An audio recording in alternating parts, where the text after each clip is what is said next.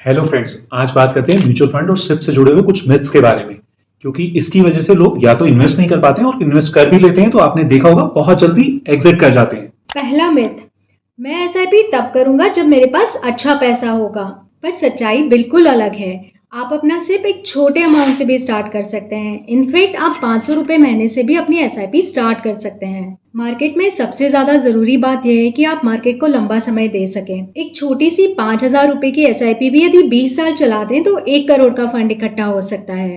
दूसरा सबसे बड़ा मिथ और मार्केट का डर भी है कि मार्केट जैसे ही गिरेगा मेरा पैसा डूब जाएगा। जबकि सच्चाई है, मार्केट जितनी बार भी गिरा है उसके कुछ ही टाइम बाद मार्केट ने बहुत अच्छी रिकवरी ली है। इन सब मार्केट क्रैश के होते हुए भी अगर आप पिछले 40 साल का सेंसेक्स का रिकॉर्ड देखेंगे तो उसने एवरेज रिटर्न 16% के अप्रॉक्स दिया है। और दूसरी तरफ अगर आपने सिप लिया हुआ है तो उस केस में सिप का सबसे बड़ा फायदा क्या है? रुपी कॉस्ट एवरेजिंग। जब जब मार्केट गिरता है तो आपको यही यूनिट्स बहुत सस्ते दामों पर मिल रही होती हैं और जितने डिस्काउंट्स में आपको यूनिट्स मिलती हैं उतनी ज्यादा यूनिट्स आपके पास इकट्ठी होती हैं और यही यूनिट्स आपको लॉन्ग टर्म में ज्यादा बेनिफिट्स देके जाती हैं। तो एंडली मार्केट में इन्वेस्ट करने का सही टाइम तो वही है जब मार्केट गिरती है। तीसरा, नॉर्मली लोग सोचते हैं एसआईपी से तुरंत रिटर्न मिल जाएंगे। सच्चाई तो ये है कि there is no shortcut to wealth creation.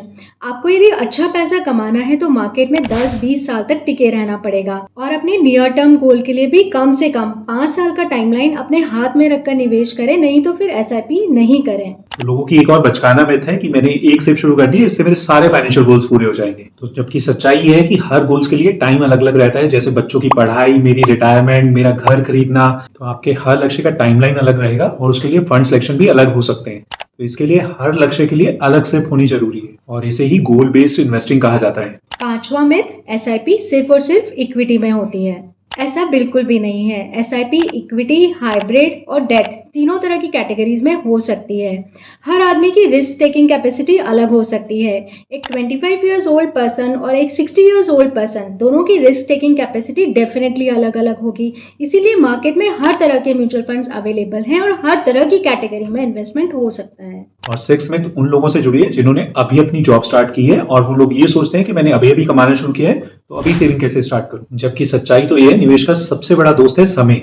जितना ज्यादा टाइम तक आपका पैसा इन्वेस्ट रहेगा उतना ही कंपाउंडिंग का असर रहेगा और उतनी ही ज्यादा वेल्थ बनेगी। सातवां मिथ, मार्केट गिर गया है अब एसआईपी बंद कर देते हैं, मार्केट जब बढ़ेगा तो एसआईपी फिर शुरू करेंगे।